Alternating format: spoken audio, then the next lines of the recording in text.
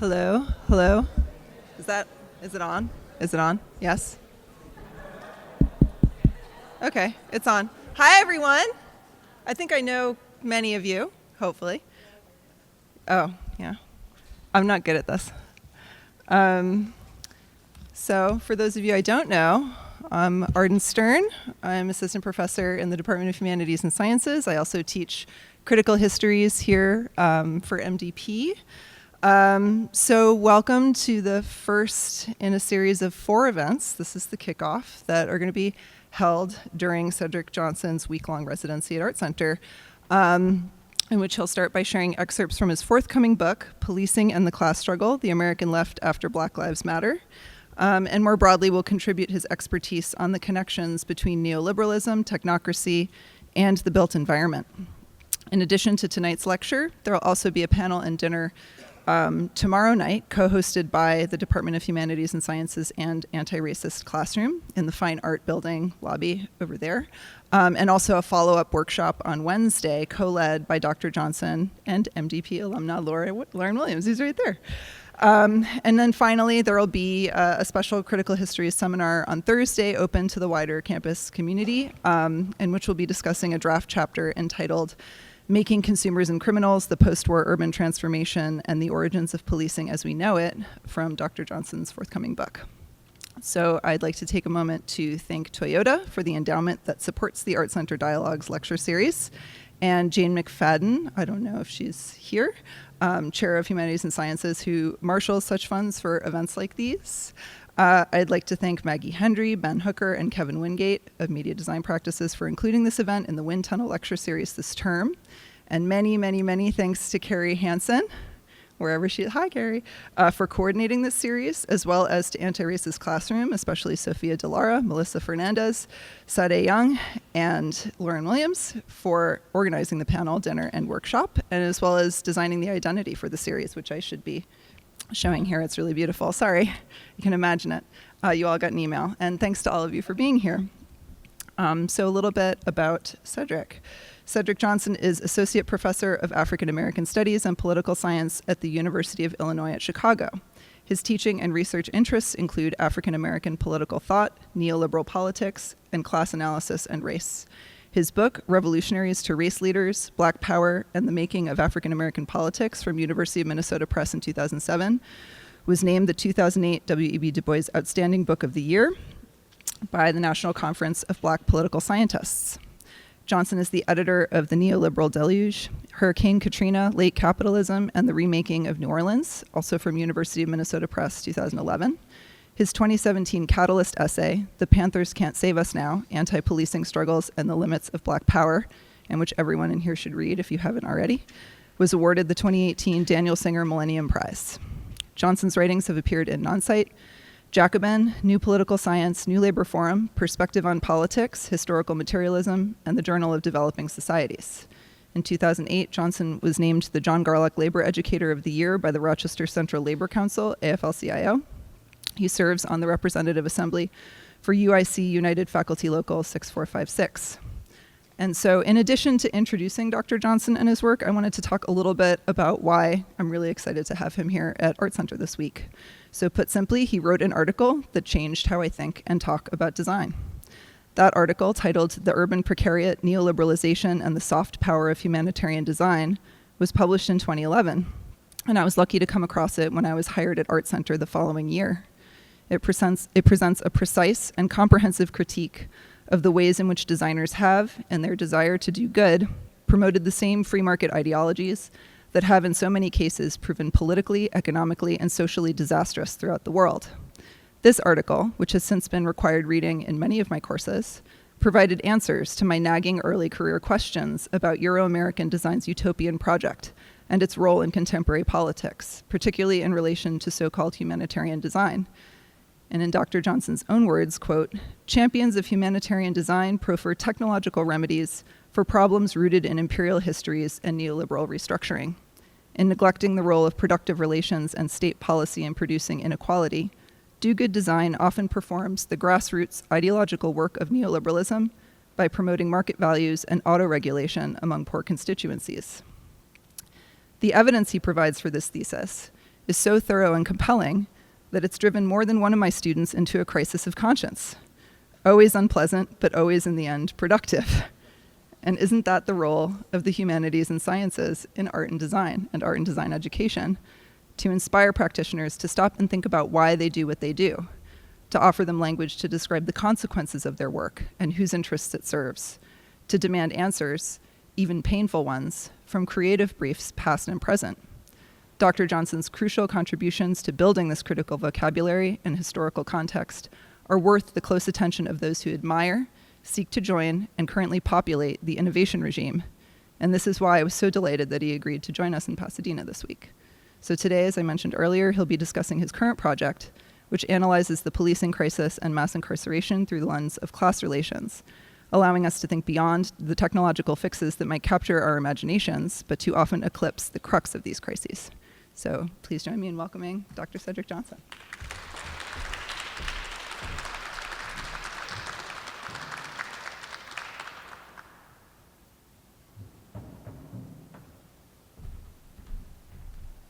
All right, good afternoon. I think the toughest part of my talk was walking up them stairs and not falling down. When I saw him, I started worrying, you know. First of all, let me thank Arden for that introduction. I really appreciate the kind words, and I'm happy to know that that article was really helpful to people. I actually wrote that as a I don't know if you'd call it like a B-side or something else that comes out of a bigger project. And so it was part of the work I was doing in Hurricane Katrina, but I was reading so much from different architecture and design magazines. All of them tended to write or publish at least one issue dedicated to post-disaster New Orleans, and I had just had enough, and it all came gushing out in that one article. So I'm glad it still has some insights that are useful. I want to thank Arden as well as Lauren Williams, Melissa Fernandez, Sophia Delara, and Sade Young for putting in the work to make this event happen. I've been a center director before, and I know that putting on events and bringing in speakers is a lot of work, and sometimes speakers can be true, dickheads, and so I'm hoping that I was not that guy for you all. So a couple of disclaimers. I'm going to try to move quickly and without, garbling some of the things that I want to say. But I want to offer a few disclaimers and ask for some clemency in a few areas. One, I woke up yesterday in Nova Scotia, Canada. I left there around noon, and so I'm sure at some point it's going to catch up with me, the fact that I was on the other side of the continent in a totally different environment. Instead of 90 degrees, it was more like probably 20 degrees and less in terms of wind chill factors. So I'm still trying to acclimate, but this is a lot better. But pardon me if I have any lingering fatigue when we get into the question and answer. That's when you all are going to have to take over. A few other disclaimers. I'm not here to entertain you all. I didn't do a PowerPoint, even though I'm sort of regretting it now. But I'm not here to engage in that sort of, consumer-driven style of intellectual engagement. I don't want to entertain. I'm not here to make you all feel better. I'm not here to offer forgiveness for whatever wrongs you've done personally or help you through whatever, guilt or resentment or anger or whatever you're dealing with. That's not me. Just find a therapist to help you with those things like the rest of us. I'm here to engage in intellectual and political thinking. I want to engage everyone here as faculty, as students, as citizens, right, as residents in a metropolitan area like this one, which suffers from the same problems of policing that I'm going to talk about. And so I want us to engage. Some ground rules for the discussion that follows. I want us to have a good conversation, but I want us to refrain from a couple of things that always derail conversation. One is not listening to what other people have to say. Two is engaging in ad hominem attacks. And so instead of engaging in the actual ideas that people are offering, you try to find some other weakness or even assault or insult their person, right? We want to refrain from that. We also want to avoid evasive tactics. Right, and whether that's, bringing up things that are totally irrelevant or trying to get caught up in minor details and, again, not listening and missing the broader points that are being made, we want to avoid those kinds of problems. I also don't want us to engage in petty authenticity politics, right, which means people want to build their arguments not based on, study, which is what we should be doing in these kinds of institutions, but using anecdotes and personal experiences, which can be powerful, but they're not adequate, right? I gave a talk in Staten Island a few years ago at the invitation of a friend. And Staten Island, for people who don't know, is basically like a cop neighborhood, at least a good part of it. And I gave that talk on policing in that space. And there are a lot of people that are organizing against policing. Staten Island is where Eric Garner was killed. I actually saw the place where he was strangled to death. And after my talk, I get a white woman who comes up to me, and she starts talking to me about how she didn't agree with what I was saying. And she didn't agree because she has 2 black stepsons. And I'm sitting there like, what the fuck? I'm black, and I have 3 black kids and a black partner, and I've attended a lot of black institutions. I've been a part of them. We don't want to do that, right? It never ends well when you start with that kind of basis for making an argument, right? Start with what you know, not just on personal experience, but through study. Let's try to work in that mold. So let's think together today. I'll start off with the keynote. I'll try to give us some ideas, maybe a few controversial things to think about, and then the rest of it is going to be your work. I want to hear some of the questions that you all have. So to organize my talk, I need to say this because otherwise I might forget what I'm supposed to be saying. 4 questions we're going to try to answer tonight, at least provisionally. The first one is, what did Black Lives Matter do? Right? What did Black Lives Matter do as a phenomenon? Or put another way, let's talk about what Black Lives Matter did. We also want to think about how we got here. How did we get to this place where in the United States, between 2 and 3 people are killed per day in some sort of arrest-related incident? There's nowhere else in the West that we can say that happens. Countries where, at least sort of building on the same legacies of European settlement and migration. So we want to get into what was it that Black Lives Matter did? How did we get here? That's a historical point that I want to make. And what is to be done in terms of solutions? Now, just to give you all a preview on that question, that's when I'm going to talk about the technological fix and why it's inadequate. What did Black Lives Matter do? How did we get here? What is to be done? And the last question, which may be the most important, who is going to do it?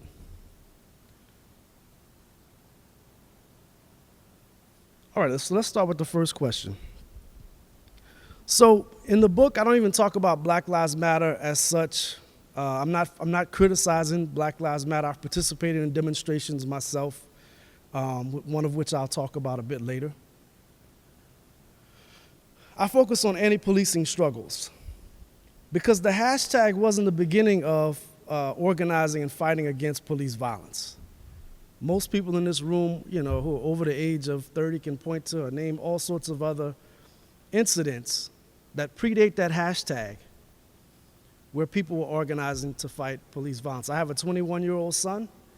When he was about a year old, he was on my shoulders. We were on the steps of the Capitol building in Washington, D.C., protesting the killing of Amadou Diallo, who was a victim of the Giuliani regime in New York City. So these things have been happening for a while. We could even go back into the 80s, right? The killing of Malice Green and Eleanor Bumpers. We could go back to the 1960s and 70s, right? So there are all sorts of periods in which there's abuse. But there is something specific about Black Lives Matter, right? It comes out of some of the dissonance that was created by the Obama election. The expectations that people had, right? He sort of promised hope and change. Many people were excited. And there were moments during Obama's presidency, not necessarily his fault, where the optics of his election and having an all-black, black family in the White House stood in sharp contrast to the experiences of other black people in the society. And so 2 quick examples. Right after Obama took office, within the first year, Darian Albert was beat to death by, in a brawl that was happening outside of a local high school in Chicago. And he had to comment on it. He was in Europe making the case for Chicago to have the Olympics. And then back home, there's like this brawl where an innocent 16-year-old unarmed honor student gets beat to death. During his second administration, not long after the inauguration, Hadia Pendleton is shot in Chicago, not far from where Obama lives. And the other irony is that she had just performed at the White House inauguration, at the inaugural parade, as a majorette for her school. So this is the conflict for a lot of people. How can we, on the one hand, celebrate, this sort of post-racial triumph of the first black president, but at the same time, the real conditions that many people are facing don't seem to have changed or may be worsening. So this is what Black Lives Matter does, right? It actually calls that out, and it says that, we need to fight for a different kind of society.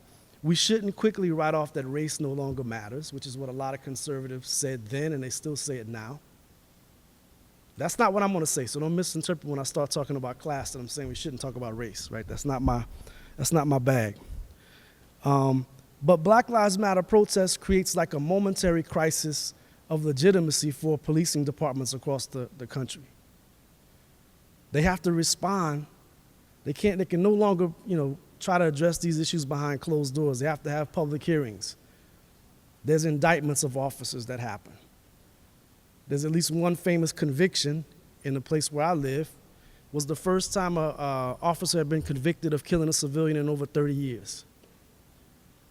Or even brought to trial, for that matter. So Black Lives Matter was successful in that regard, right? They sort of created this space for people to talk about policing out in the open, to demand reforms, and we have seen some significant reforms that have happened in different places. But it's not enough. That's one of the points that I'm going to make a bit later. Now, in terms of the downside, because Black Lives Matter did some progressive things, but it also created a few problems that I want people to be clear about. I think Black Lives Matter made it more difficult to talk about actually existing black life in sophisticated ways. Does everybody follow me? Black Lives Matter paradoxically made it more difficult to talk about actually existing black life, real black life, in sophisticated ways, complex ways. So if we think about the black population, let me give you a sense of it.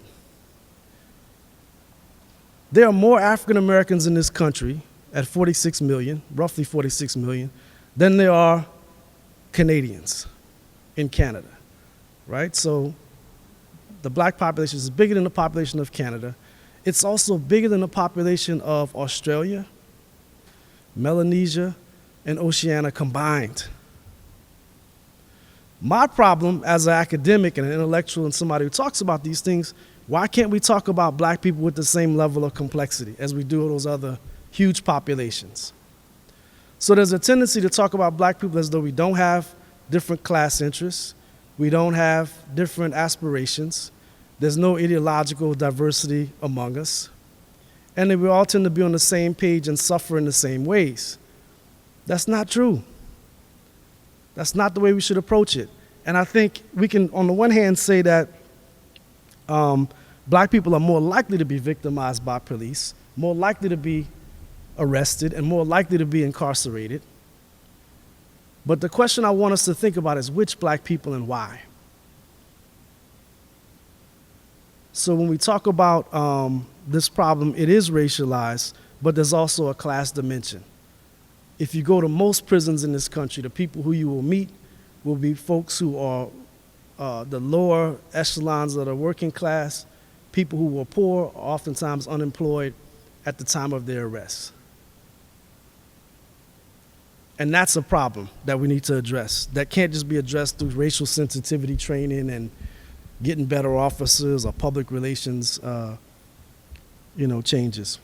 So the first thing I want to do is criticize this liberal anti-racist approach to how we think about policing and mass incarceration, right? It doesn't help us to just focus on race as such. We have to sort of fold in some other things. So blacks are twice as likely to be killed by police than are whites.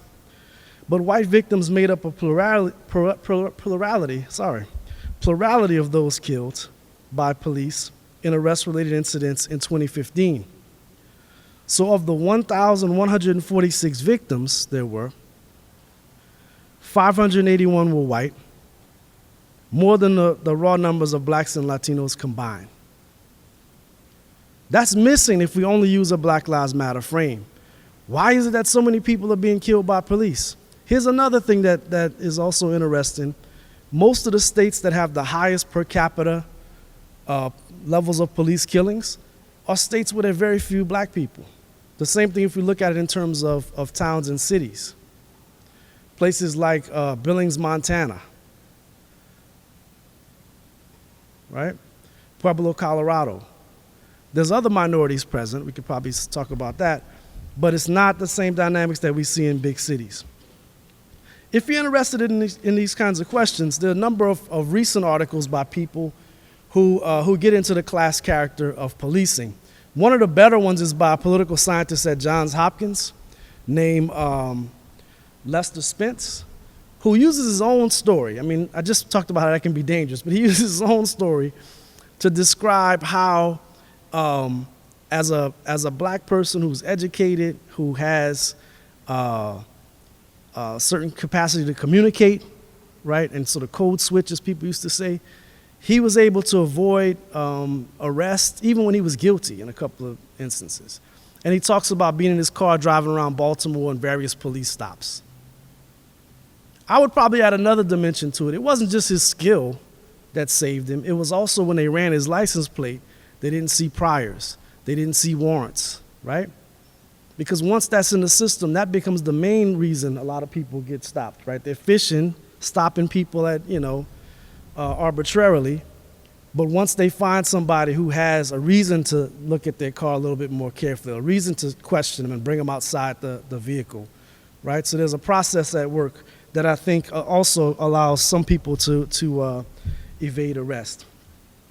Another dimension of this, why so many of us think that it's a black problem when it's really something much broader, has to do with the way that this information circulates in our times. So seeing is believing. You see the viral video, there's no way to deny it. You see the video of Eric Garner being strangled. You see the video of Laquan McDonald being shot on Pulaski Road in Chicago. You see the video of Walter Scott being shot in the back because he hadn't paid his child support, so he was trying to evade arrest, and he gets killed over it. So we see these images of black people being arrested, and they're circulated, which is one of the advantages of this moment, right? We can not only have a video record of it, but then we're able to circulate it in a way that allows people to become aware and then begin to organize around it. So this is powerful, but the problem is that sometimes there are people who are being targeted by police who we don't see. So there's more to the story than just that. Let me give you a good example, right? So social media is powerful in that regard, but a lot gets left out. So let's go back to 2016, the July 4th week, which is really an important week. I think that week marks the end of Black Lives Matter policing protests as a phenomenon. So a few things happened that week. First, there's the killings of Philando Castile and Alton Sterling. Alton Sterling's killed first, and then about 24 hours later, Philando Castile. Alton Sterling is shot in Baton Rouge on North Foster Boulevard, not far from where I used to live when I was a college student. And he's shot, he's a guy who stands outside the convenience store selling CDs to people. Right? You're always like, what? CDs? Who still does that, right? But in some neighborhoods, this is how people get their media. You still purchase compact disc. And so Alton Sterling, they had a call to the police saying that somebody had been, some man was present with a gun, and the police tried to arrest him, and in the effort to subdue him, one of the officers shot him in the chest. Philando Castile was with his girlfriend and her daughter. He had been stopped many times by police in suburban St. Paul, Minnesota. And when they stopped him, he admitted, he said, listen, I have a gun on me. I have a gun in this car, and I have a permit to carry it. I'm a licensed gun owner. And when he went to reach for his wallet, the officer shot him at point blank range. His partner pulls out her cell phone and starts basically, broadcasting on Facebook immediately what's happening. She's talking about what's happening. I don't know how she was able to have the presence of mind to do that. And these both sort of lead to a number of different protests during that week. Of course, black men victimized in these cases. There were 10 people killed by police during that same week across the country. And a lot of those were here in California, right? I'll give you the names of them and try to move on. Delron Small in Brooklyn, Dylan Noble in Fresno, California, Anthony Nunez in San Jose, Pedro Eric Villanueva in Canoga Park section of Los Angeles, Raul Saavedra Vargas in Reno, Nevada, Melissa Ventura in Yuma County, Arizona, Vincent Ramos in Los Angeles County, and Alva Brazil in Houston. In the end, you had 4 black men who were killed that week, 1 white youth, and 5 Latinos. But we didn't mobilize around all of those cases, right? So you can see where the social media dimension of it, and the fact that we have a ready frame. We know that this country was founded on slavery, right? We had a long period of Jim Crow segregation. We know the racist narrative, right? And so it's easy to sort of mobilize around that. It's also more difficult, I think, and people have made this argument, for some Latino communities to organize because of fear of reprisal from police and from deportation agents, right? INS agents. And so I think there are some concerns around that as to why we don't see as much mobilization. I want to offer a different explanation, right? This doesn't just go back to slavery, right? There's a tendency for some academics to focus on like the paddy rollers, these guys who were sent around to capture runaway slaves and bring them back to the owners, because they wore badges that very much resemble the kind that police officers wear today. I think our problems are much later breaking. And I want to argue that they're deeply connected to the type of society we have. And we're implicated in it, right? I don't want you to think it's just something, these screwed up police over here. We benefit in some ways from that style of policing. Much of the lifestyle that we enjoy, the class position that a lot of us enjoy, is based on this policing that's happening in other places. So I want to think about this in 2 ways. The kind of policing we have begins in the post-war era, so right after World War II. And I'm going to use Los Angeles as an example because there are a lot of important things that happen here in this city. It becomes sort of the testing ground for what policing would become.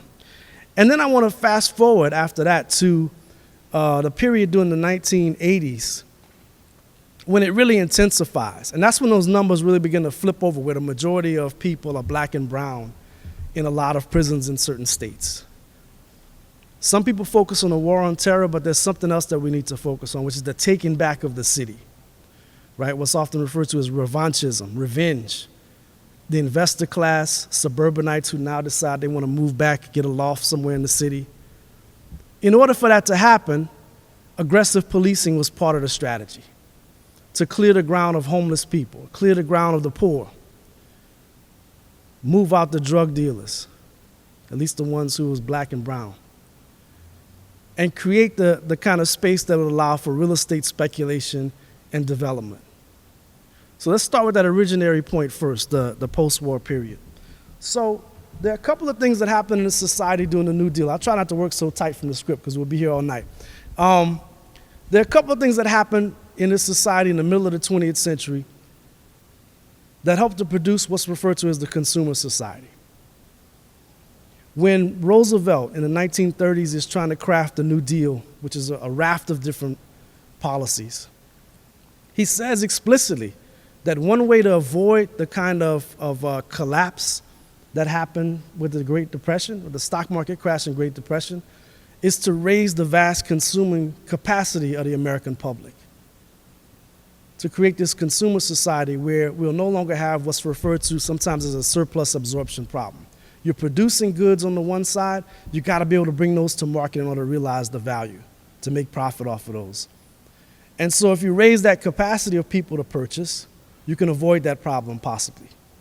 So Roosevelt begins that, pulls the country out of the New Deal, But after World War II is when we really see things take shape, where the country invests in massive amounts of infrastructure that allows for suburban housing to take off.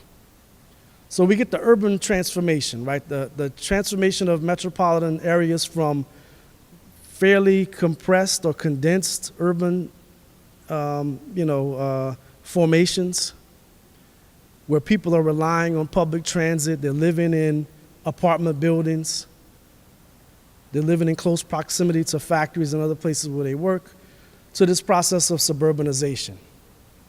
And suburbanization is deeply connected to this consumer society, right? Because not only are you buying a house, but you gotta buy all the crap that goes in it. A new washing machine, right? And all of these things are seen as progress. And you can imagine what it was like for people who had grown up in that Depression era, where you're waiting in line to get a bowl of soup or to have a sandwich and you're just happy. James Boggs, a black auto worker, says some days they were just happy just to eat. It didn't matter what you had. So you can imagine people going from that to now a brand new house in some suburban area, green grass under their feet, all sorts of new modern appliances and conveniences. That becomes the ideal for many people. And that confuses folks because some people no longer think of themselves as workers, right? They begin to think that they're middle class because they can buy a lot of stuff, even though they end up having to work hard to just maintain it. That period is significant because what it does, unfortunately, I'm kind of smoothing over it, but what it does is it actually produces, in the post-war era, we get suburbanization for mostly whites. There's some black suburbs that would pop up a bit later, but suburbanization for whites and in Central City, ghettoization for blacks.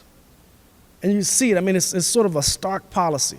The 1949 Housing Act under Harry Truman does just that. It earmarks money for expanding FHA lending on the one hand, but also building more high-rise and other kinds of public housing in central cities. So it basically divides the population in ways that are still with us to a degree, right? Now, none of this was fated. I don't want you to think that this had to happen. There were other alternatives and other paths that were available. There were other things that could have been done differently. I also don't want you to think that it was a wholesale loss for black people, right? Part of what this does, this kind of like rough juxtaposition, suburban affluence for whites, black ghettoization, it actually spurs people, right? It shapes the post-war civil rights movement. What are they demanding? Access to the same schools, the same loans, the same neighborhoods, right? They're sort of pushing for incorporation or inclusion into the consumer society on the same grounds as everyone else. Equality of opportunity, that's the demand. And some of that happens, right? I know it's fashionable now to really focus on the disparity, but we gotta historicize that, right? So I had a friend who was presenting with me the other night, and he made the point of saying that after the major civil rights legislation in the 1960s, on the matter of health disparities, there's serious gains made by black people from that period going on, right? That the gaps begin to close on a number of different indicators in terms of health disparities. So life expectancy,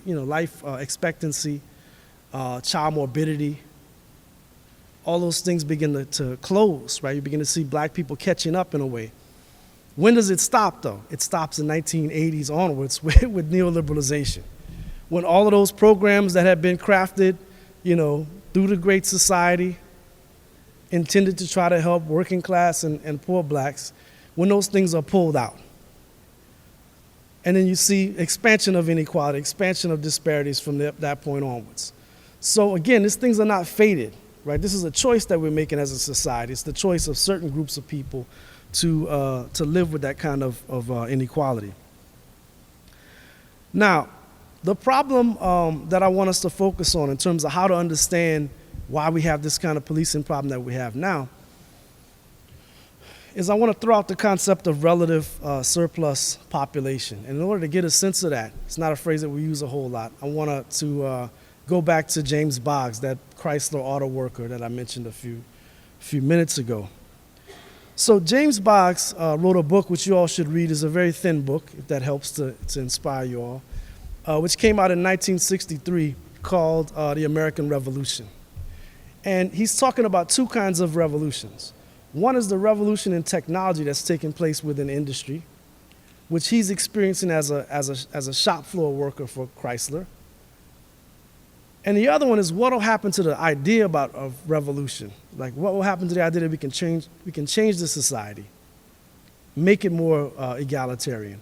What happens to that amidst this other revolution of technology and industry? So the two things he focuses on primarily is automation and what was called cybernetic command, or the use of computer technology. Very primitive, not what you're like holding in your hands right now, not that, but like rooms, like this whole building full of machines, right? So a different kind of moment, but he could foresee what was coming. He actually argued that one of the tensions he saw on the shop floor, it wasn't between ethnic rivalries, it was actually between people who had seniority and who knew that their jobs were secure, and those folks who were trying to get a foot in the door, right? They were the ones who had trouble. He also noticed as he drove around Detroit, he saw increasing numbers of young black men standing idle on street corners. This is 1963, right? He's talking about this. And he's saying that, he's basically saying, he's lamenting that these people will never be able to get access to these jobs in Chrysler and Ford and other automotive plants that are all over Detroit at that time. He's anticipating deindustrialization. And it's interesting, his language, he refers to them as outsiders, he refers to them as expendables, he refers to them as untouchables, right? They're people who will no longer be able to be a part of the consumer society. And that's essentially what you get in the 1970s and 80s in a lot of cities. Thousands of young black men, and some older ones, having to depend on, piecemeal work, informal economy, criminalized forms of work in order to survive. Now, not only during the 1980s do we get the rollback of the welfare state, or at least the beginnings of it. The Democrats would do their part in the 90s to demolish public housing, privatize various forms of support.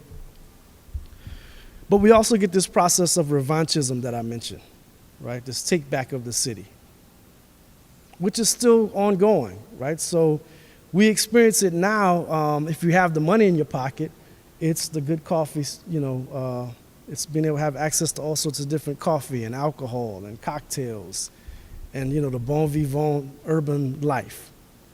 But that's made possible through aggressive policing, crackdowns. I don't know how many people watched the David Simon, the latest David Simon series, The Deuce. I won't spoil it for you, but I'll just give you a quick and dirty overview of it.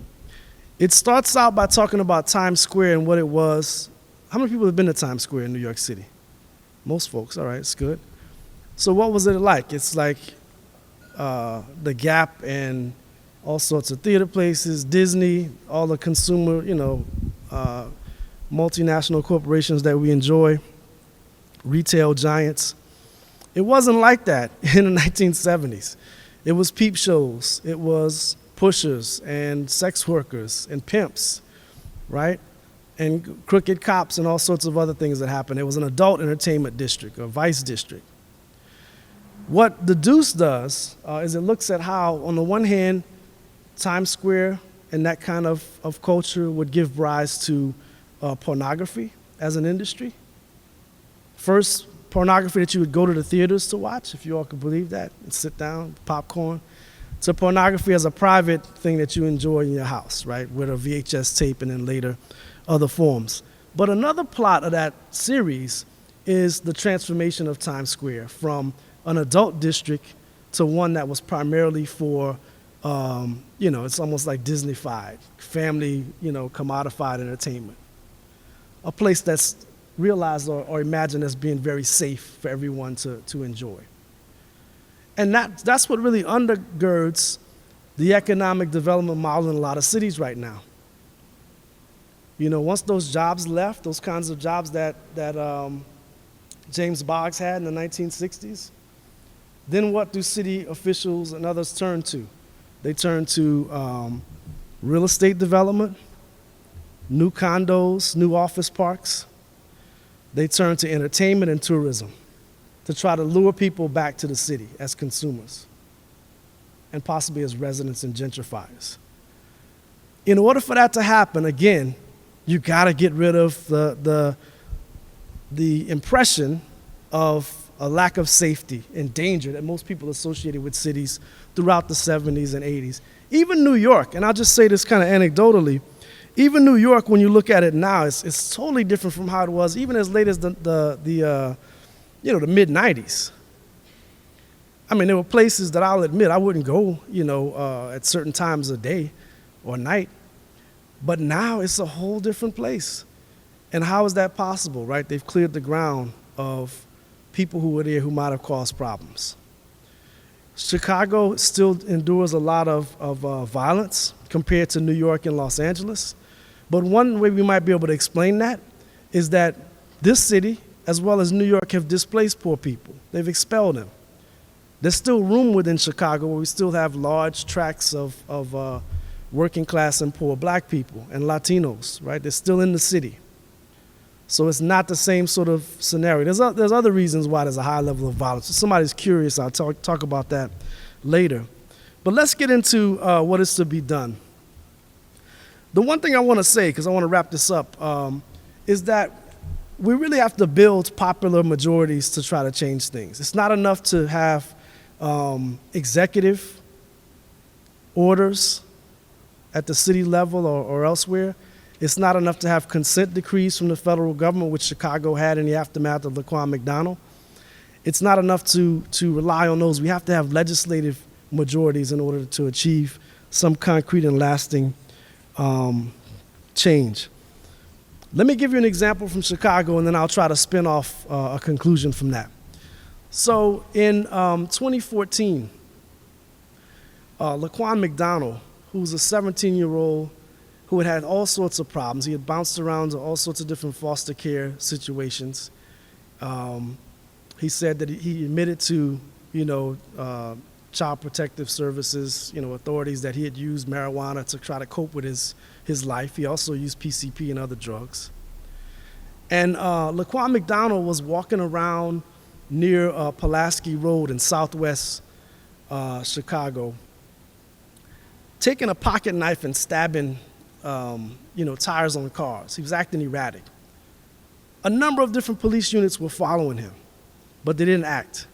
They just sort of followed him. Every time they would kind of get close to him, he would move somewhere else. They're monitoring the situation. And they ordered a taser. No one had a taser in their car. It's a problem. But they ordered a taser, and they said, we need one delivered to us so that we can use it to subdue this guy. He's not a harm to anyone in this moment. Jason Van Dyke also responds to this call. And the moment he pulls up, if you look at the video, the moment his car pulls up, he steps out, and within seconds, he fires 16 shots into Laquan McDonald. Most of those shots hit him when his body's already laying prone on the ground. He spins around and he falls down. And he dies on his way to the hospital. Less than a minute after he empties his gun into Laquan McDonald, the taser arrives. No one knows about this when it happens. It's underreported. The city, I think, settles with his family for like maybe a $2 million settlement, which is what Chicago does. And they did throughout the Rahm Emanuel administration. Huge settlements with families rather than dealing with the problem. But nobody knew about it in 2014 because Rahm Emanuel and his administration repressed the release of the video. It's not until the fall of 2015 that the video is finally released, around this time. And it precipitates major protests. I would say probably the most important protests of the Black Lives Matter period. thousands of people descend on the Mag Mile, which is our major shopping corridor, at least one of them. There's some other ones, but that's the main one downtown. A major tourism spot. And they descend on the Mag Mile, and they don't just march, right? So it isn't just marching. It's not rioting. Nobody's bursting windows out and setting stuff on fire. But we begin to engage in civil disobedience, right? So standing in front of stores and blocking the entrance and not allowing people to shop on Black Friday, which is supposed to be the most important shopping day of the year for retailers, because that's the day they hope to end in the black, right? They want to end with, make up some of their losses in other parts of the year. And we won. I'll just say it that way, right? We won in the short run sense of shutting down the Mag Mile and creating between 25 to 50% losses for many of those stores on that day. And so if you can imagine, mostly black, but also, it was a diverse crowd of protesters just sort of spontaneously going in front of stores, blocking them, and preventing people from shopping. The consumers were pissed in most cases. They wanted those boots. They wanted to get into Zara and all these other places, get the things that they need. But some people were sympathetic. They were like, I understand what you all are doing and why. And I'll get these, Timberlands next week, whatever. Okay. But that's what needed to happen, right, in a city like that. It ended in the firing of the superintendent, Gary McCarthy. It ended with the dismissal of some other lower-level functionaries in the administration. We also saw an electoral campaign organized by a group called Asada's Daughters, a young sort of black feminist organization, who contested Anita Alvarez, the state's attorney, for her role, and were able to push her out of office. We also saw the indictment of Jason Van Dyke and the conviction of Jason Van Dyke. And those were victories, but it wasn't enough, right? I mean, think about how many people have been killed since then, just in Chicago. There have been all sorts of folks who've been killed by cops. There's a horrible video where these cops pursue a guy, they shoot him even though he's driving. And, there's some protocols about not shooting people in chases. And then once they get out, not only do they kill the guy, but one guy chest bumps the other one afterwards. He's like, we got that, he calls him a bitch, I think. He's like, we got him, chest bumps. They didn't administer the guy CPR after he was down on the ground. Let him bleed to death. That's after Laquan McDonald, right? So it's not like the institution has changed. And even though we got a consent decree from the federal government after a DOJ investigation, a lot of the things they recommended haven't happened. So for a while, Chicago had an epidemic of police suicides, right? Some of them pulled up on the precinct lot where they work and took their lives. The consent decree recommended more therapists, right, to deal with this problem more broadly. Hasn't really happened. Those recommendations haven't been adopted. So we need a lot more. Now, my fear is this, and I'll try to end. My fear is that if we don't amass popular support, it's one thing for people to be paying attention for a little while, but popular support for a different kind of order, and one in which we're not trying to maintain public safety through policing, but through the guarantee of economic security for all people, right? That should be the focus. If we do it that way, we can get rid of the kind of bloated and excessive investments in security and militarization that we have in this society. Abolish the conditions that we're policing, right? Abolish the conditions that policing has grown to manage. If we don't do that and pose a different alternative, there are a number of technological fixes that are already in motion. And I mentioned that July 4th week in 2016 when Philando Castile and Alton Sterling were killed. Two other things happened that week that I think led to the end of Black Lives Matter as a phenomenon. That's not to say people aren't still organizing, but as a phenomenon that was gaining momentum. And that's 2 attacks by black snipers on police during that same week, which gave a means for Blue Lives Matter folks to mobilize. And so you saw Micah Xavier Johnson open fire on police in Dallas. The police in Dallas were there to escort and protect the march. Folks were there protesting what had happened in St. Paul and in Baton Rouge. Micah Xavier Johnson opens fire and kills some police officers. And then at the end of that week, Gavin Eugene Long does the same thing. Now, one thing we should keep in mind, both of these guys were veterans.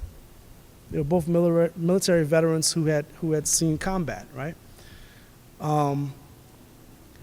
But again, it gave a convenient flashpoint for people like Rudy Giuliani and then candidate Donald Trump to express their support for police, unconditional support for police. You all might remember Trump even made jokes about people, abusing suspects. He didn't care how they were treated. But something else I just want to mention about that moment, which is helpful for thinking about the technological fix.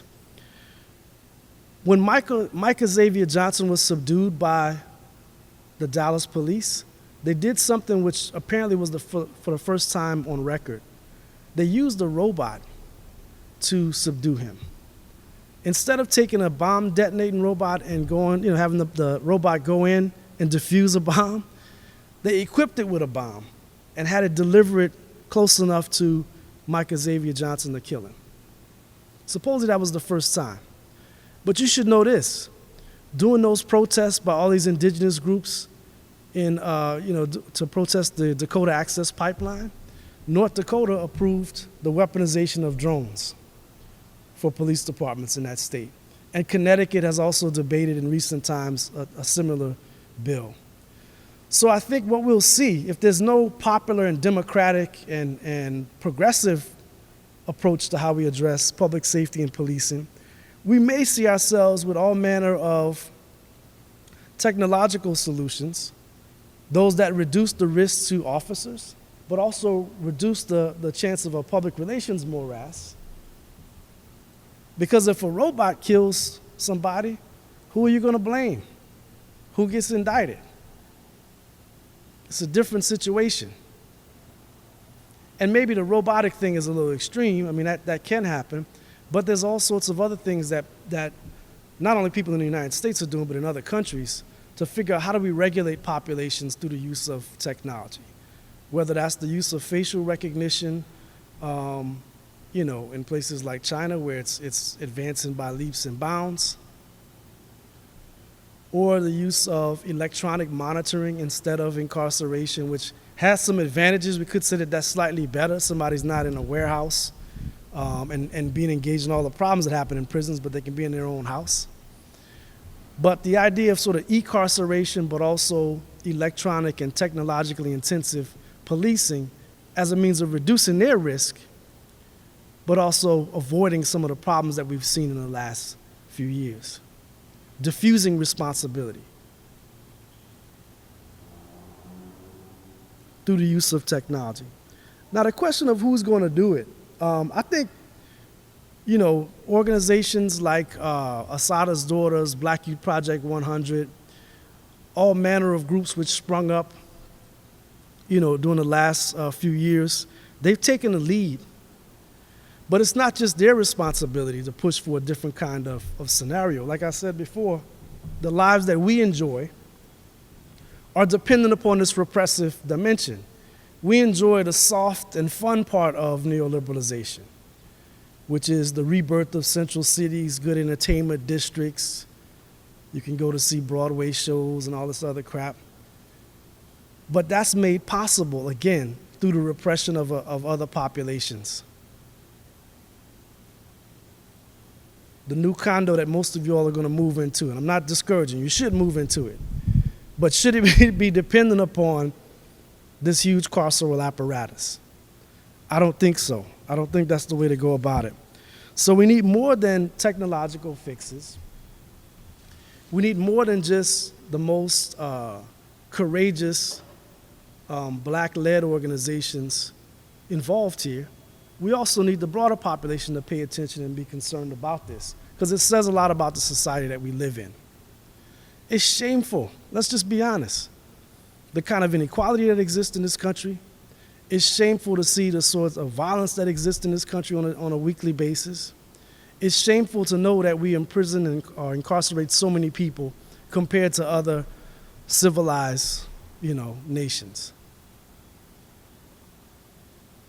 It's unfortunate, right, that we're still in that place. And that many people don't give a shit about it.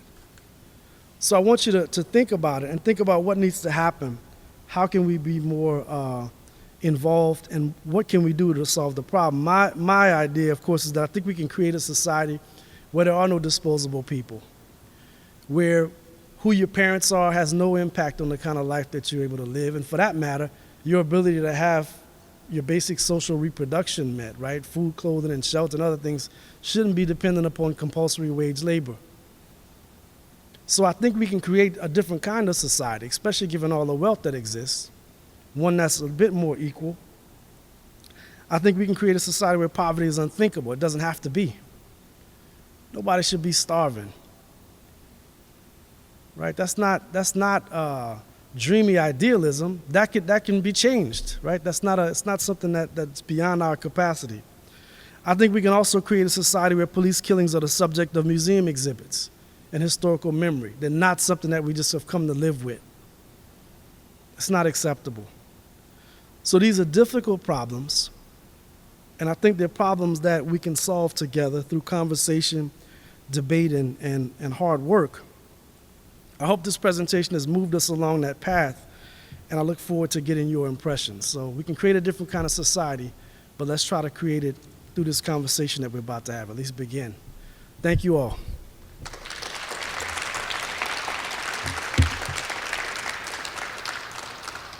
All right, questions?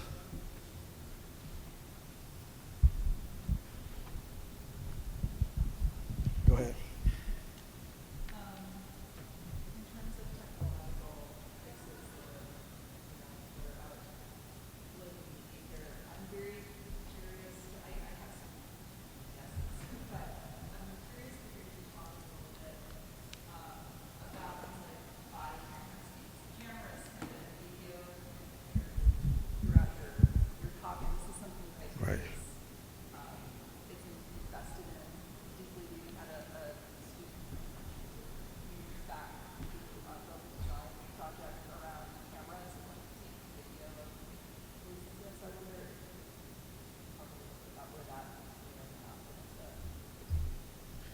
Yeah, so I think cameras have been instrumental, as I mentioned earlier, in creating this crisis, right? Because they provided us with a way to see. We could all become witnesses to abuse.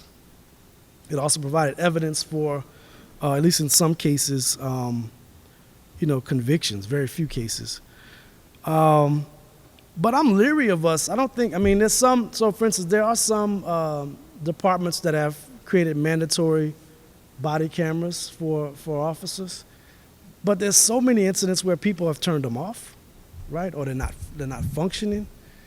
And we also know that there are moments where dash cam videos and body cameras capture abuses like that chest bump and letting this guy bleed to death, because they don't give a shit about that, right? It doesn't change their behavior.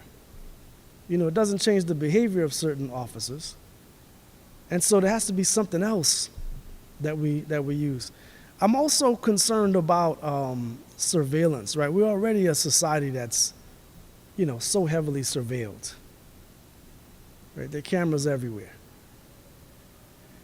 And I don't think cameras necessarily prevent crime. So one of the things they do on the Chicago L system, right, the elevated rail system that we use, our mass transit, they've increased the numbers of cameras. So I think now every car has 2 cameras, sort of roughly in the front and the back of the car. It doesn't stop people from getting mugged. It may not even help with finding the person. So I think there's other things that have to happen, right? It's just not enough. And I don't know. I just think that there's other ways we can go about it. I mentioned earlier the use of facial recognition in China, where for catching people who are jaywalking, right? As you're crossing the street, not only you're recognized, but then your face shows up, you're fined, and then given a reprimand for having crossed the street. One, that shouldn't be so much of an issue, right? I mean, jaywalking. Is that big of a problem that people have to be surveilled and controlled in that way?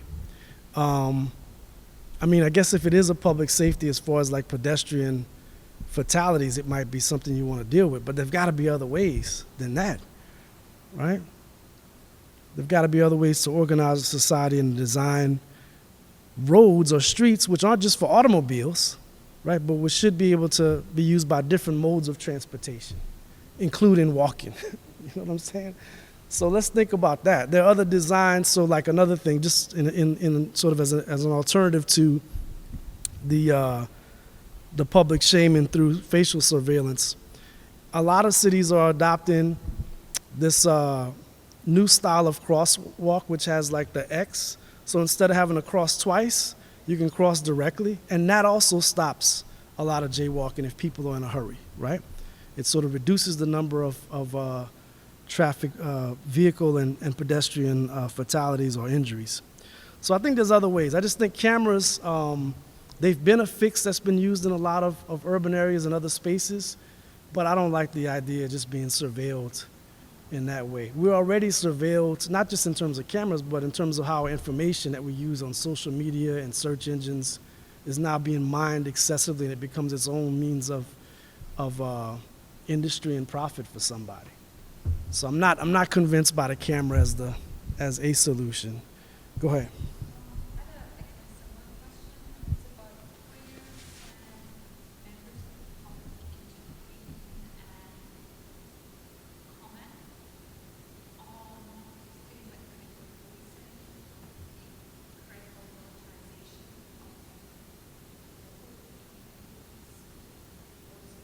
Mm-hmm.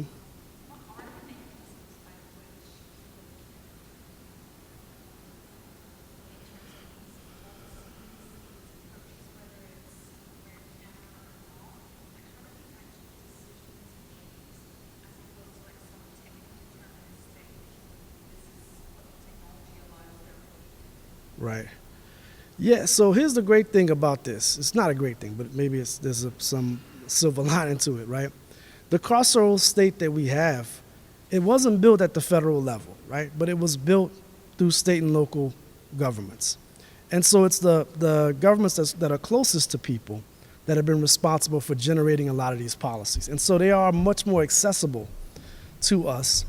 The issue is to stay vigilant, right? And to continuously pay attention to what's happening, because a lot of this is not presented to the public. A lot of it is addressed as, internal decision making about how departments will operate. And so the pressure of Black Lives Matter groups and protests, I think, helped to expose some of that. In Chicago, for instance, we had a situation where a company was thinking about how to use data mining in order to do this predictive policing, right? And the Chicago Crane's business reporter ran a story on it, but as a celebratory puff piece, like, look at how great this is. They're figuring out a way to use data and technology, right, to solve crimes. And when they published that, all of a sudden, like, activists got a hold of it, the ACLU got a hold of it, Black Youth Project 100, and people began organizing around it. And it was connected to some other activism around the gang database, which is kept in Chicago and used as a tool of policing. So I think there's a public education dimension, which is not just individual but collective, and then so paying attention to what's happening locally. It depends on how active and mobilized certain organizations are. But I think we can intervene on some of these policies because they're close to us, right? They are in city councils and police departments. At least some of it is public. It's not it's not at the federal level where we feel much more sort of disempowered to act. Uh-huh.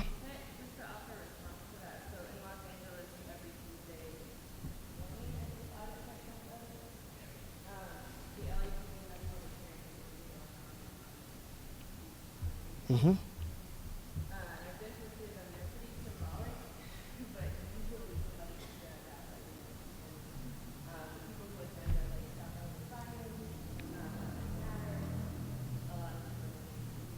Right.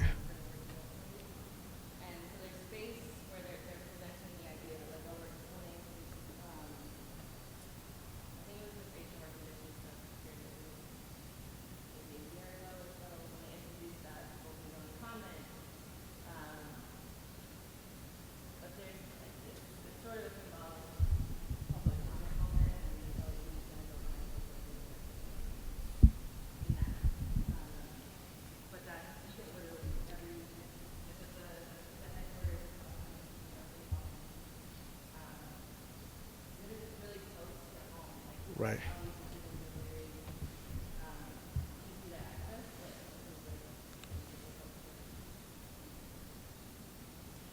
Yeah, one other thing I was going to say when you mentioned the facial recognition stuff, another roadblock, right? Like I was uplifted by the protests that we had in Chicago. I thought we were going to, I actually thought for a moment, I was totally naive in that moment, but that we were going to push Rahm Emanuel, the mayor at that time, out of office because he seemed to be momentarily on the ropes. But one of the things I realized, right, and I saw data on this a bit later, like about a year or so afterwards, is that policing, support for policing within the American public actually strengthened during those years of Black Lives Matter protests. So we got to also step back and wonder how much of an impact it had beyond people in cities, people who are directly affected, right, communities that are directly affected. Not only did it increase in terms of support, but support for increased funding of police, as well as, the last poll I was looking at mentioned facial recognition software, and they asked the public, who would you be most trustful of, right? Would you trust police? Would you trust corporations? And police had the strongest support for it, right? People actually trust police to use facial recognition software responsibly.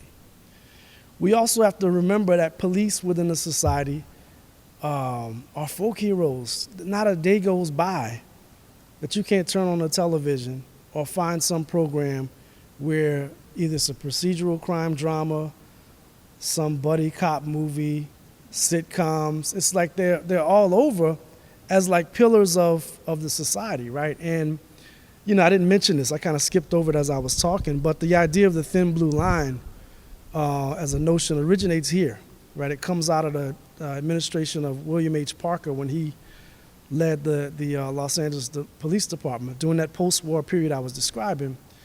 And he saw that as the thin blue line, right? The police as the line of containment and protection for the middle class, right? Who was seen as virtuous and deserving. They need to be protected from a few enemies that he saw, godless communism being one. This was the Cold War. So radical agitators, organized crime, and black people who were filling up Watts in South Central Los Angeles during that time. Some of them are relatives, right, migrating from Louisiana and Texas. So he imagined that was necessary, this thin blue line, that they were standing between civilization and barbarism. He uses that phrase, or he uses that word.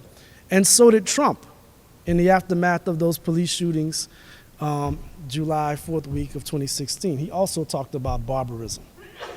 And so I think we have to be mindful of how too many Americans see police as this source of order. But what are they protecting? A highly unjust order, and one in which many people's lives are sacrificed so that we can, those of us who are middle class and more upwardly mobile, privileged, if you want to use that phrase, to enjoy another kind of life. Right? So I think we have to figure out ways to transcend that kind of support. Other questions? Go ahead.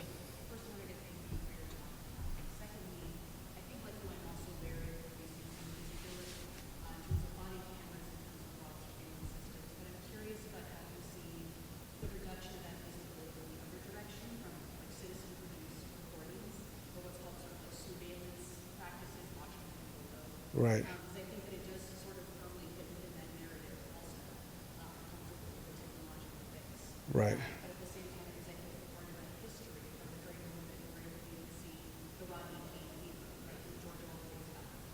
Right. So can you speak a little bit about how you see those sort of citizen-produced on-the-ground recordings as a part of this problem? I mean, I think it does pose a problem, right? So I'll go back to the original statement. It's because of that kind of people pulling out their cameras with Freddie Gray in Baltimore, right? When he's being arrested and he's dragged around, it looks like his legs go limp for a second.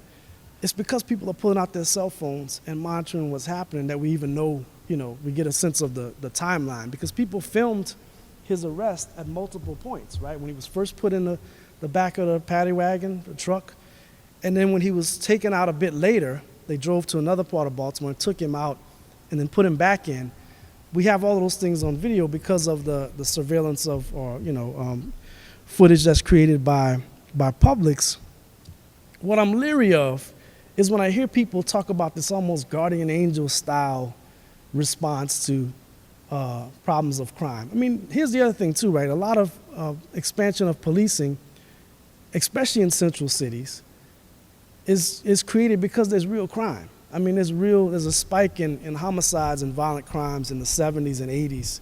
That's real for all of us who lived through it, right? It was a real thing. And the idea that policing was going to solve that is a problem, but that's where we get it from, right? I mean, many people are concerned.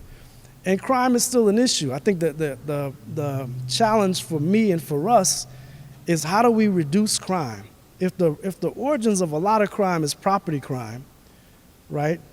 Robberies, muggings, which happens at my campus all the time, right? There's always some situation. We get these reports from the police. Some student was walking down Halstead and was hit upside the head with they don't use that language, but he's hit and his cell phone is taken from him, right? It's easy prey. Or people who are, somebody rolls up in a car, they jump out. They may not even have a gun, but they threaten with a gun and then take property from someone. If that's the basis for a lot of this crime, whether it's robberies, theft, the use of illegal drugs, sex work, and these other things that have been criminalized, why not eradicate that, right? Why not eradicate that as the only means that some person can use to try to sustain themselves? So I think there's another way to get to it. I don't really like the ideas about community policing. I think, there's a lot of different versions of that, but I just don't see that. I think it does play into maintaining the same sort of class relations and inequality, just with a softer and more acceptable form of it, right? So I'm not really in favor of that. Other questions? What about these students? Folks are sitting here quiet. I know you got something to say. Go ahead.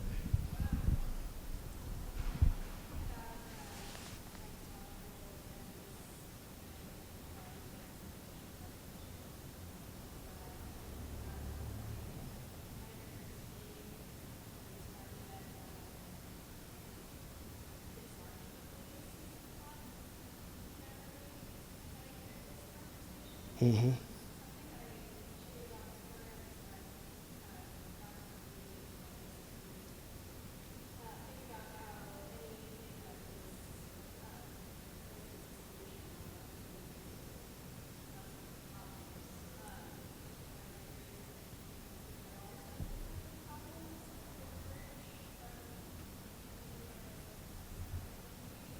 Right.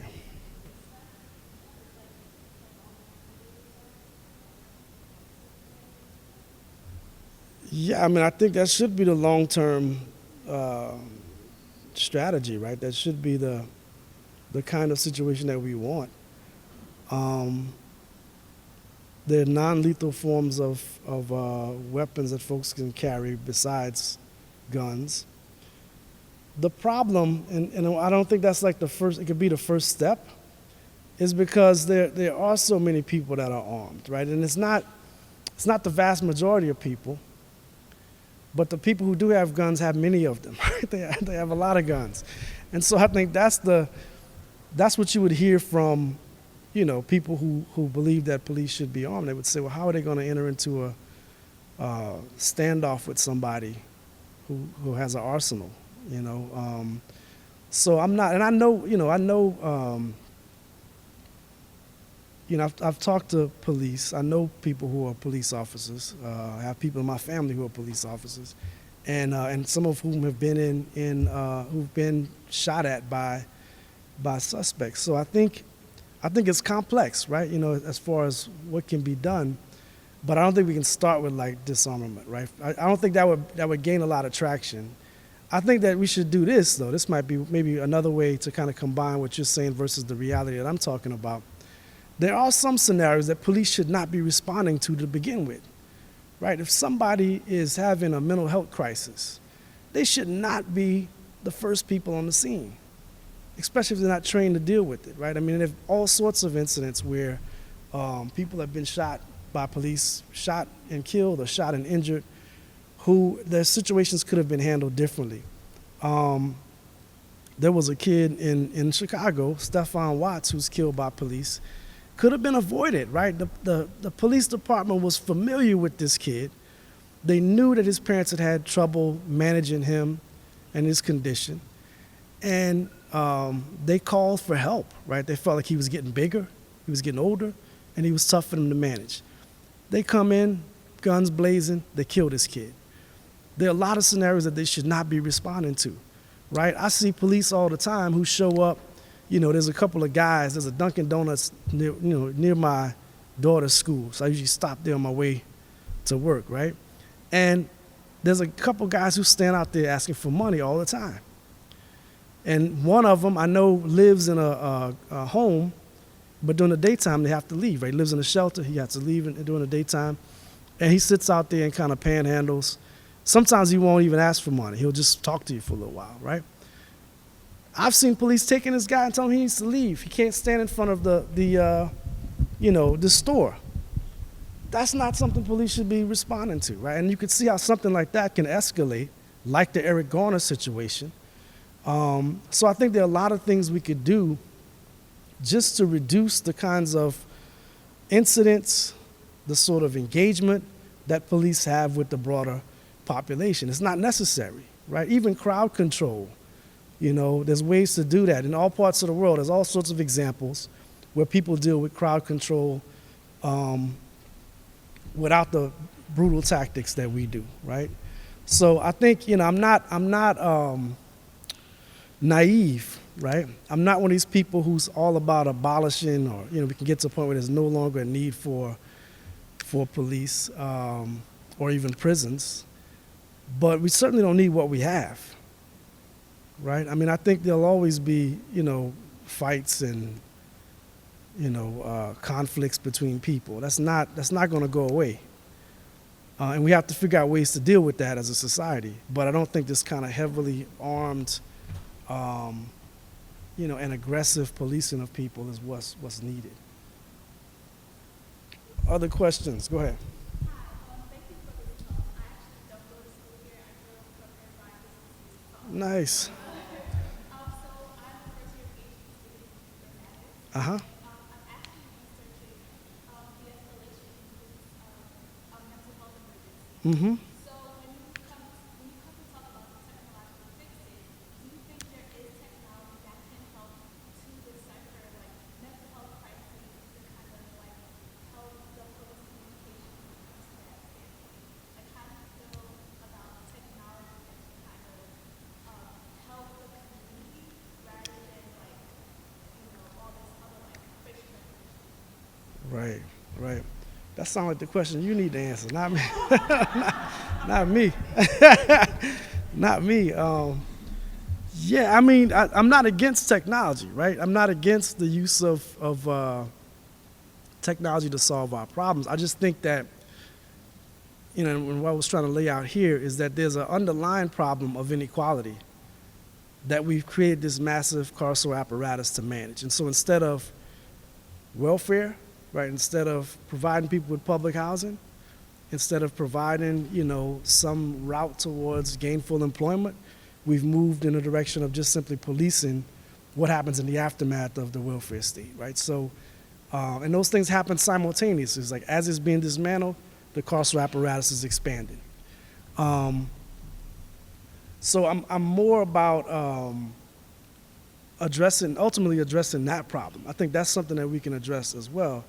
But I'm all for if people have technologies that can allow better decision making, as far as how to respond, what needs to happen in a particular incident or crisis, I'm all for it, right? I don't think that that's a problem, but I don't think we can just simply reach for these other technological solutions without necessarily dealing with the inequality, which seems like it's much harder for people to wrap their heads around. Well, I don't think it's as difficult.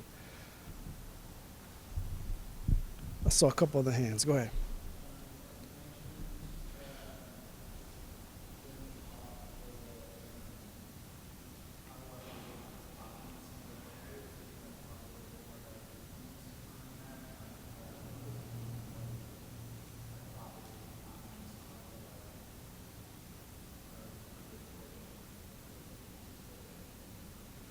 Yeah, so that's been one of the good criticisms of Michelle Alexander's book, The New Jim Crow. There's good critiques of that book by James Foreman Jr., who's the son of a former, a late civil rights activist, James Foreman Sr., but he's also a law professor. And in a couple of his works, he's taken up the New Jim Crow, which focuses more on the drug war, right? To say that black youth were disproportionately targeted in cities through the so-called war on drugs, which is true.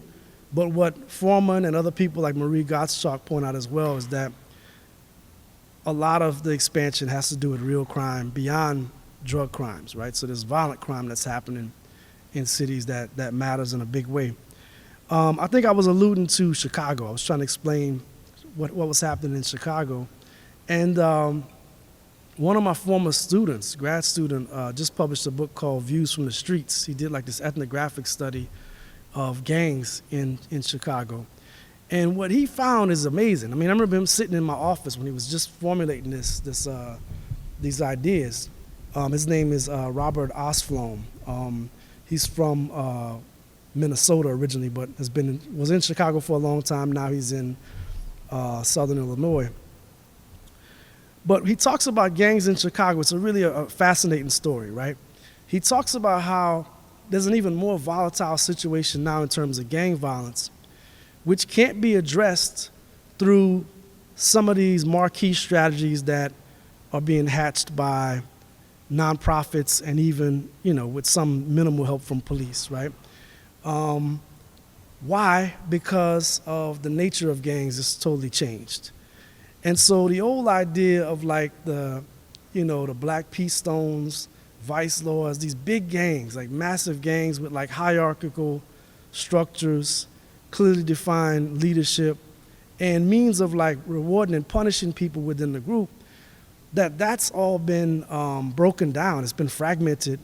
Partially, one of the things he talks about is the demolition of large-scale public housing throughout the city. So the Robert Taylor homes, the Harold Ickes, the Cabrini Green, all these massive projects that used to exist, demolished as a part of, again, this revanchist project. Let's get rid of these poor people, disperse them, because a lot of them are on prime real estate. You have to take that back, right, if you want to develop the city. So they're dispersed, but what happens to those structures? Now you got to live where you can afford to live. People are scattered to all different parts of the city. And so now you end up with this odd and really volatile situation where on one street, you might have members of multiple gangs. And it doesn't mean they're always at odds. The way he explained it to me, and he gave me some really concrete examples, he talks about this in his book. If it's a situation where my cousin gets killed, right, I might round up all my other cousins who may be in different gangs to seek out, some sort of like retribution or whatever. And that's unpredictable. It's not the same thing that used to exist where it's like clearly defined conflicts. Now it sort of changes with the whatever incident as it happens. And he also mentioned that the strategy of using, the so-called OGs, right, the original gangsters, the older guys with seniority, doesn't always work for conflict mediation. You can't bring in these people because the younger folks don't necessarily respect the old way of organizing themselves as a group. And so that has created a lot of volatility in a place like Chicago, right, where it's totally unpredictable. And it matters, it can not matter at all, or it can matter in really, lethal ways, just like that. So, and I wasn't aware of it. I'm walking around out there. I had a friend of mine who grew up, I think around like the Little Village area, which is mostly Mexican area. And we were talking about football, and I was telling him I'm a big Saints fan, right?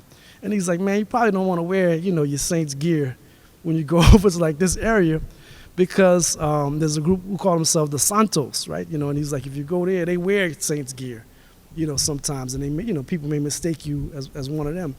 And that whole landscape, right? Because it's not immediately apparent to you, right? It's not like one housing project is controlled by a particular group. It could be people on one block or in one neighborhood, so it's different. And it's real. So there's a lot of people who've been demanding, and this is one thing that Rahm Emanuel said, the former mayor, when he was in office, that most people he talks to want more police protection, right? They want some sort of intervention. They want the crime in their neighborhoods to be reduced. I think Rahm Emanuel was wrong. I don't think the reduction has to happen through more police. I think there's other ways that we can do that. Uh-huh.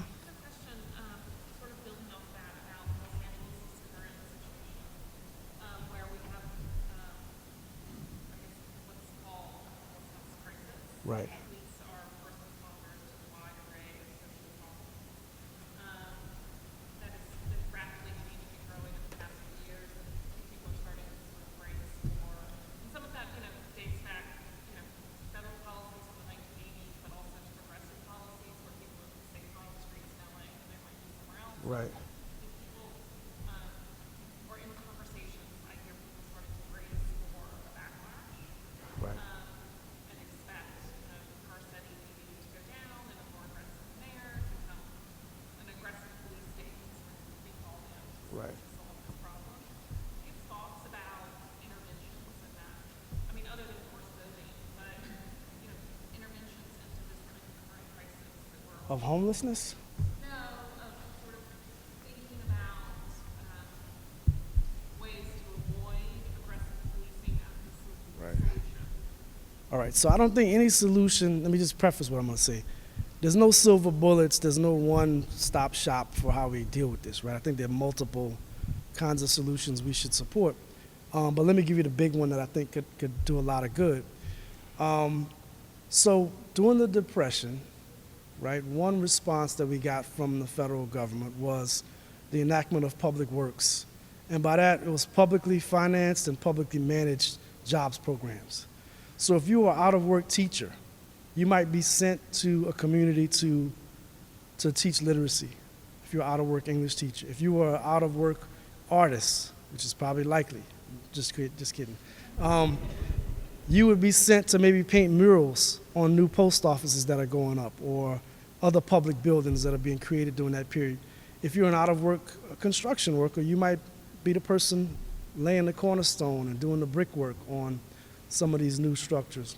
If you're unskilled, there were some programs that absorbed people like the Civilian Conservation Corps, which took a lot of young men and had them involved in building parks and cabins and really the infrastructure of our national park system as it exists now. That was done in the short run. The Civilian Conservation Corps was open to men only.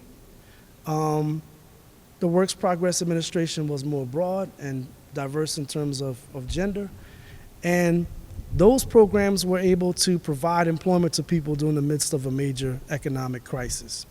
There's no reason why we can't develop public works now to address some of the problems of unemployment that exist in cities, and also just provide broader options to people in cities more generally, right?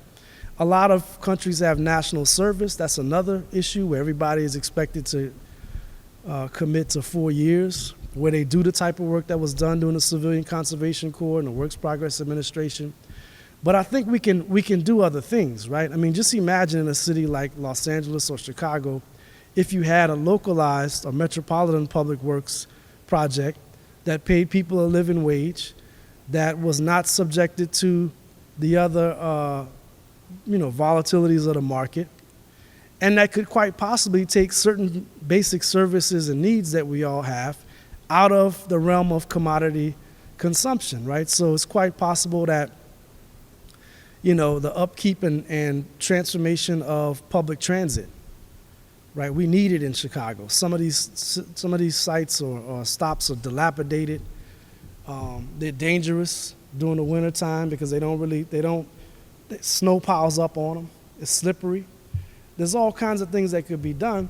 We could also take care work, which is historically gendered, devalued, and highly exploitative for the people who do it now, not completely out of private realm, but at least create an option for people where folks do get a livable wage and have a chance to engage in some service, right, to the broader community and broader good.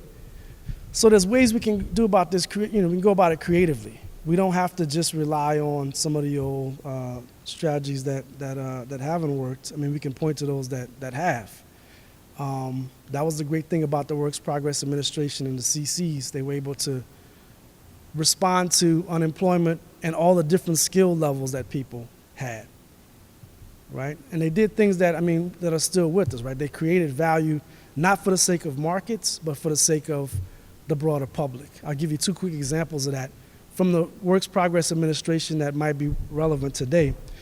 Out-of-work writers and educated, literate folks were used to do things like develop travel guides for all of the states at that time, right? And so if you go, look up on Amazon or wherever, not Amazon, but look online, you'll see travel guides that are still available, right? I mean, they're dated, but that were produced by writers during that Works Progress Administration period. You also had funds from that same program that were used to interview survivors of slavery. So in the 1930s, you had many black people throughout the South who had been around. They were kids or teenagers during slavery, and they interviewed them. So you can not only listen to those oral interviews that they gave, but it's also available in print form, and they talked about what their lives were like. So they used public funds and the labor of different kinds of people to contribute to the public good. The other last thing I'll say is, a lot of black writers, people like Richard Wright, were brought in, and were also taking part in the Works Progress Administration, right? So you had people who were intellectuals, people who were laborers, folks who were highly skilled and those with very little skills at all, some had never had a job before, who are now pulled in and who contribute to the public good. A lot of those buildings they built are still around. Those documents that I just mentioned, the oral histories are still here. And we can do those things again. There's no reason why we shouldn't, right? And I think it could have some great bearing not only for the most dispossessed working class people who are subjected to the carceral apparatus, but a lot of other folks in society. I don't think it's just the most, the poorest people who benefit from it. Other thoughts or questions? Go ahead. I echo the sentiment thus far. Thank you for joining us and I look forward to the conversation. I guess one of the things I would add to this, and I fully recognize that in the spirit of kind of questioning these things and working towards as designers and artists that are very much about putting things into the world. Mm-hmm. Let's speak to that part of this conversation, even our reflections today, but over the week. Also, as part of design, recognizing its culpability Mm-hmm. aspects of what we're talking about. Some things when we're talking about gentrification. Right. The NEA just released a report last year that said designers and artists are the first wave of people. Right. Not Right. anecdotal. It was a statement Yeah. that we are the first wave of gentrification. Right. because we're doing the same thing. We have a lot of debt. We are looking for affordable places to be creative with space, and Right. those are in neighborhoods where gentrification is part of the development process. Right. And that the reconciliation of this is part of how to make an impact. Hmm.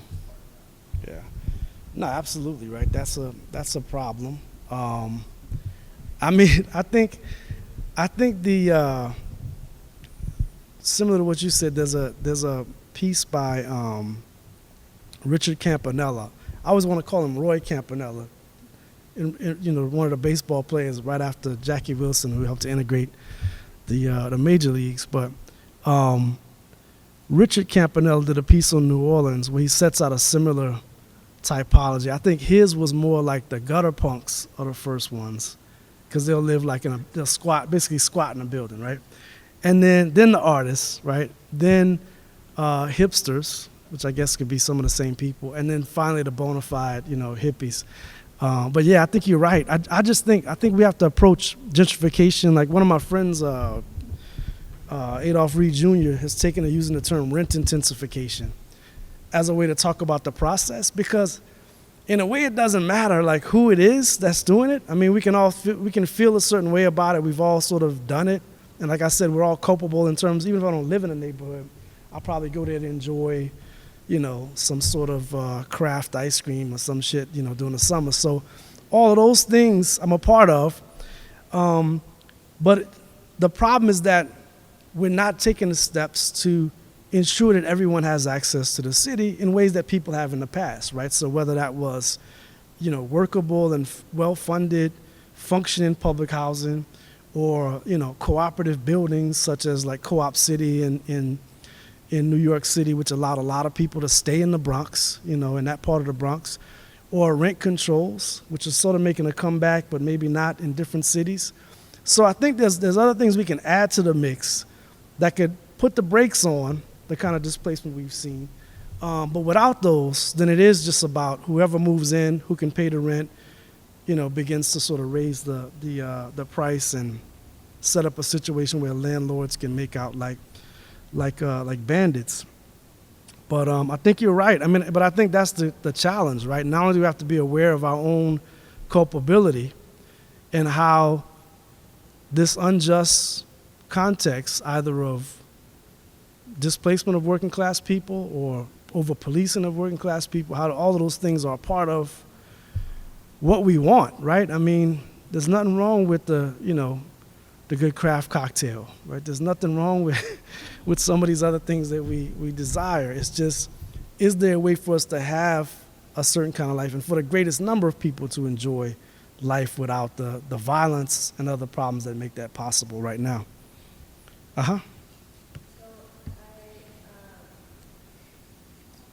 live in this right now, and I spend a lot of time in the world from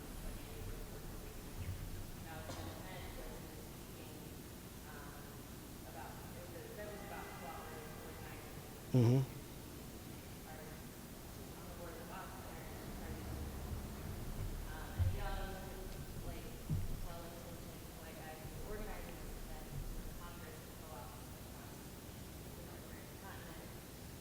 Ask Myrtle and this entire response of the board members, like, what will it take to just like tip us toward like a more co-op friendly like Yeah. world.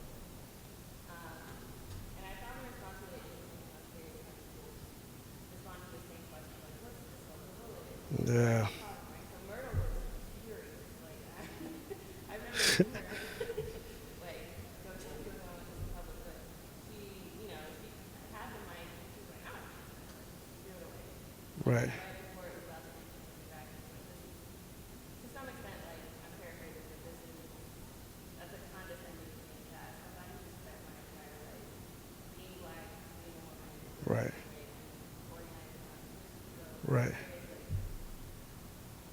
in a parallel sense, like when we have these conversations with folks, and well, what's the one thing you can just do?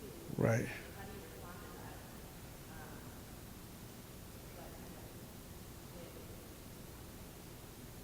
Yeah, I mean, like I said, I'll say what I said earlier. I don't think there's one solution. And I mean, I didn't do enough of it here, but there are a lot of things that have happened at the local level, at the state level. At least for a while, people were paying attention a bit more to what was going on in central cities. I think we saw the convergence of struggles even after Trump was elected. You know, for one thing, in a place like Chicago, anti-deportation struggles and anti-policing stuff out of necessity came together. They converged over different campaigns. So this is a big, complex society.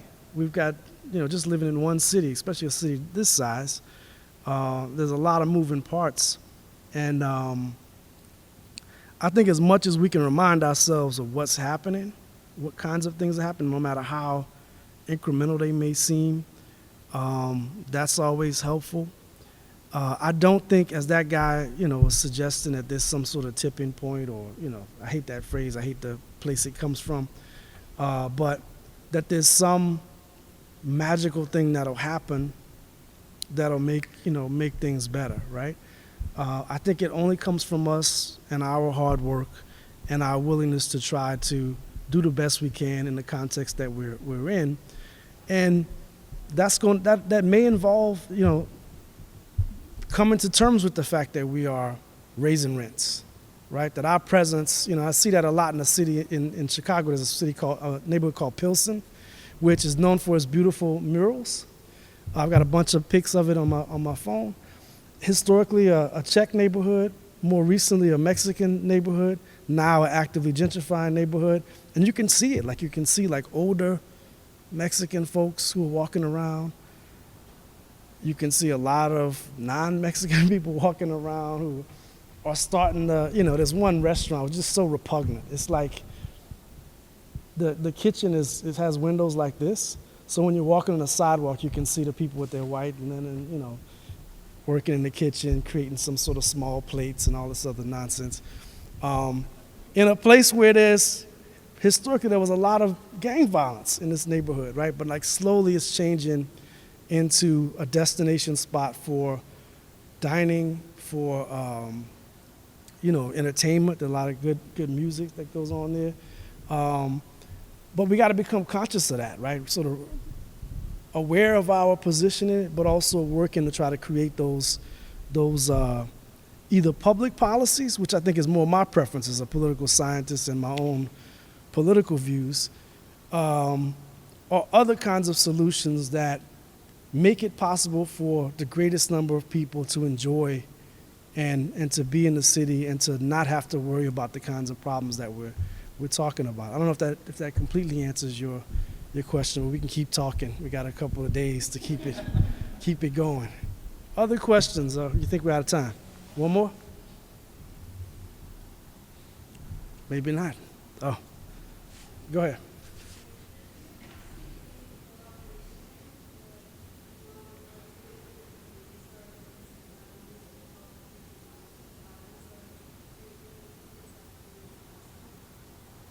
Okay, that's a good question. That's a question, and my response has gotten me into trouble in the past. Most of what I've offered you all here is pretty critical of police, at least some of the examples I gave. But the last chapter of this book that I'm working on is actually on policing as an institution and police as workers, right, as public workers. So that's something that people on the left don't typically accept, right? There's an old kind of hard left view that the moment a worker becomes a police, he becomes an enemy of workers, which is true. He does.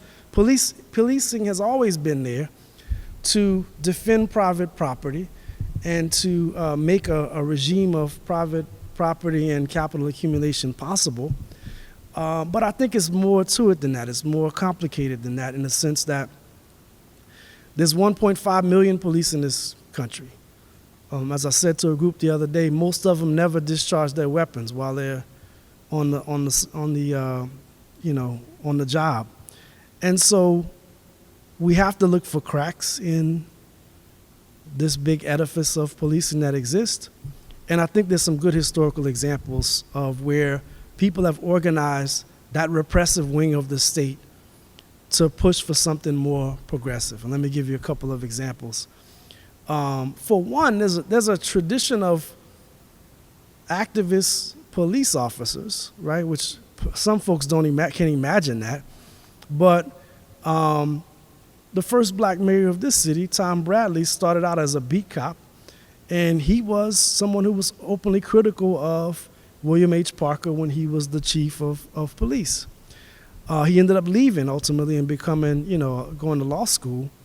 But during the 1970s, the same thing, right? You had black law enforcement organizations which issued statements condemning, some of the practices in different parts of the country. And for me, the most appealing example, not related to police but to the military, is the GI coffee house movement during the Vietnam War, right? How many people have heard about the GI coffee house activism? Nobody? This is important. This is really how the war comes to an end. It's not just because of, students and hippies protesting against the Vietnam War, but some have argued, people like Jonathan Neal, that the war comes to an abrupt halt when soldiers begin to rebel within the military, right? And part of that's made possible by activists who organize the GI coffee houses. So what they do is they create this space for returning veterans, people who've done a tour, they come back, they're battle worn, they don't have a whole lot of places where they can talk about their experience, but this is a place where they can talk. It's also a place where some of them become politicized. There are a number of anti-war newspapers that are published during that period by soldiers. And that changes the conditions, right? It shifts the tide. During the height of Black Lives Matter demonstrations and protests, there was at least one survey I saw of police officers, I think this is about a Pew organization, which showed that black police officers, the majority of them, did not agree with the way things were going. They didn't like the reputation of police within communities, and they didn't like the incidents of police violence against civilians. I think that's a place to start, right? I mean, there were people who've organized events. So in Aurora, Illinois, which is a suburb of Chicago, a black police officer organized a public discussion on race and policing. So everybody out of that 1.5 million law enforcement officers, right, all of them are not committed in the same ways. I mean, they have a job to do, but I think that there is some possibility for, organizing with or through, the most sympathetic or dissident members among them, right? I don't think that's totally out of the question, and I think we should be thinking about that. So that's a good question to raise. Of course, there's some people be like, no way, like F the police, right? There's no way we're gonna organize with them. But how else? Like, how else are you going to move forward? I think, and here's the thing, given that rash of police suicides that I mentioned, and that's not just in Chicago, that's national, right? This is an issue. Why wouldn't police officers, despite the reactionary politics of some of those unions, why wouldn't they want to create better conditions for themselves and for the communities that they work in? I think that there's ways to do that. And there are voices within like organized labor who've talked about this, like how do you work against or through or around, the fraternal order and some of these other police unions, right? Like, how do you do that? So those are questions that have to be answered, maybe not in this setting, but people who have the ear of those who matter and who might have something to say on the issue. All right, thanks. Appreciate it.